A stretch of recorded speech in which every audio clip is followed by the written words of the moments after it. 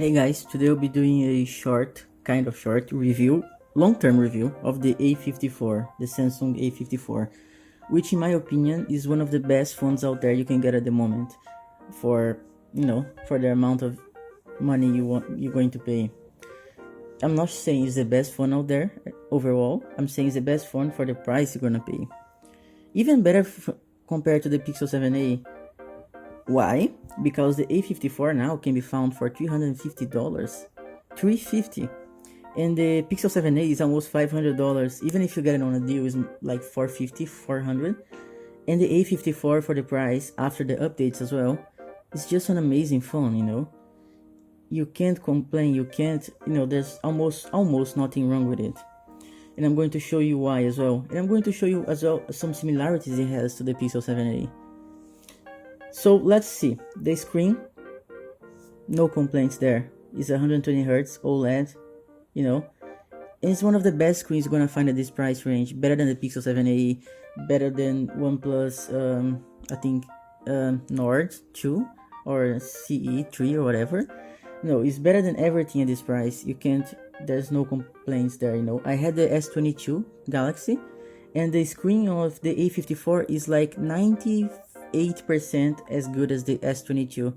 So as you can see, it's an amazing screen. It's a flagship level screen that you can find for $350, and that's an amazing part of it. I'm going to show you more later, some videos with the screen that I will watch. But now let's talk about the big elephant in the room. It does have the Exynos 1380, and yes, it's not as good as the Snapdragon 855 or 865. In terms of performance, I'm not talking about benchmarks, I'm talking about real world performance, how I feel in every day. For me, it feels like a Snapdragon 730G from a few years ago in terms of fluidity and speed. So, which is not amazing, right? But it's not horrible either. Sure, you can get the Pixel 7a with the Tensor G2, but the Tensor G2 is actually made based on the Exynos architecture, and it overheats quite a lot, and sometimes as well throttles. Sure, it's much faster than the Exynos 1380, I'm not gonna lie, but, they come from the same family, as you can see, right? But they're okay. Look, if you don't do gaming much, if you just want to do everyday stuff, take pictures, record videos, watch YouTube, browse on the web, you won't feel much of a slowdown.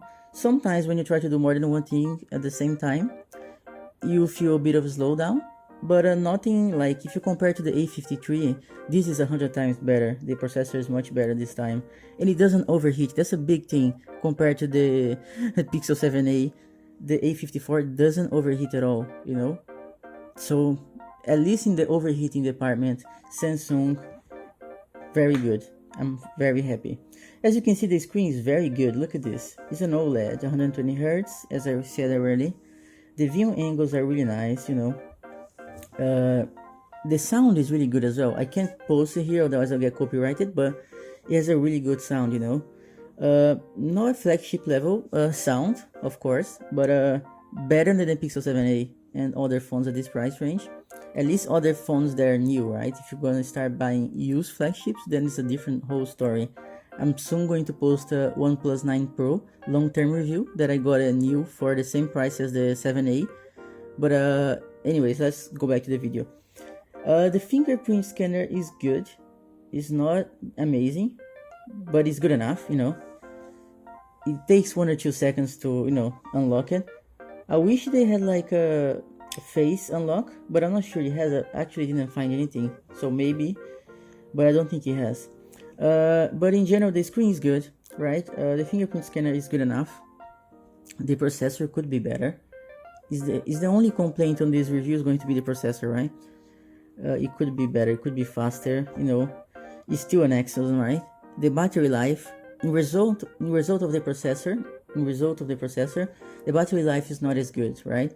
You get around 5 hours screen on time, 6 hours maybe, which is okay, right? But it's not great.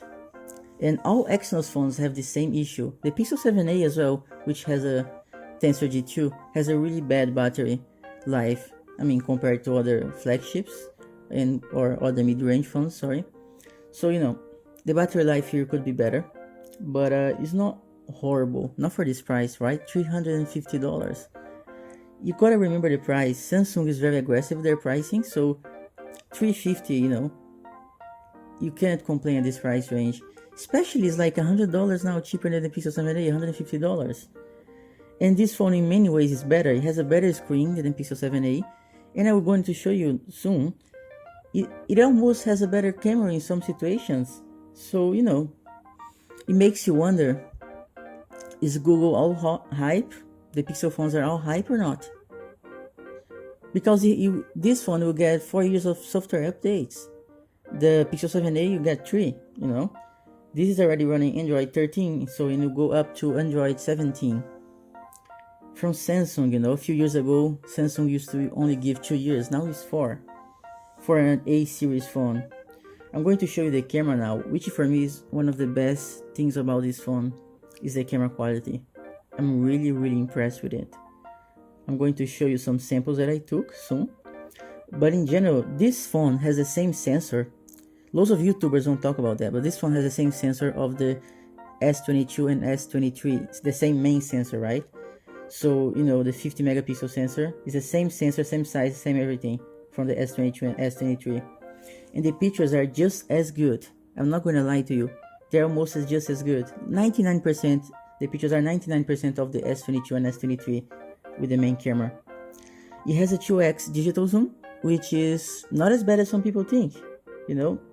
If you look, you won't notice a difference with the 2x digital zoom. I'm going to show you some samples I took around, and you're going to be impressed. You're not going to know this is a A series phone. Look at this. That's with the A54. This with the A54.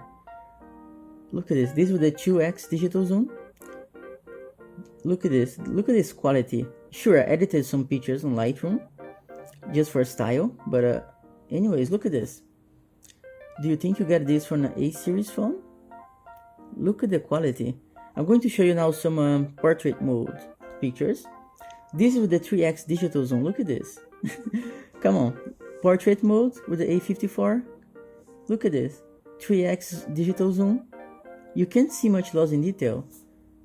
You see some everyday pictures. Some portrait mode again. Can you notice with the A series phone? Portrait mode again. Look how well the background separation is. How natural the bokeh is. I really like what Samsung did with the A54, I like how they improved the software as well to make it more natural. Look at the sunset. This is the 2x digital zoom. Can you know the difference? Sure, if you're an specialist or if you compare both side by side, you'll know, but look at low light in my apartment. I like the quality. I had a Pixel 6 with me and I compared the photos, and the Samsung A54 was just as good as the Pixel 6 in low light. Look at this. There's no complaints. This was the 2x zoom at night, which is okay. It's not amazing, but it's good.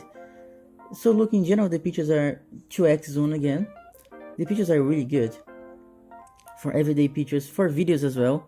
The video quality is really good. It doesn't shoot in 4K 60 frames per second, but come on. Most people just shoot in 4K 30. Come on. Look at the video quality. This is 4K 24 that I recorded for some Instagram stories. The camera of this phone is amazing. For me, it's up there with the Pixel 7a.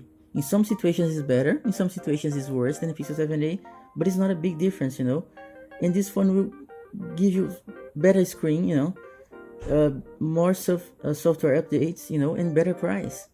You won't get the wireless charging of the Pixel 7a, but the Pixel 7a only gets 7.5 watts.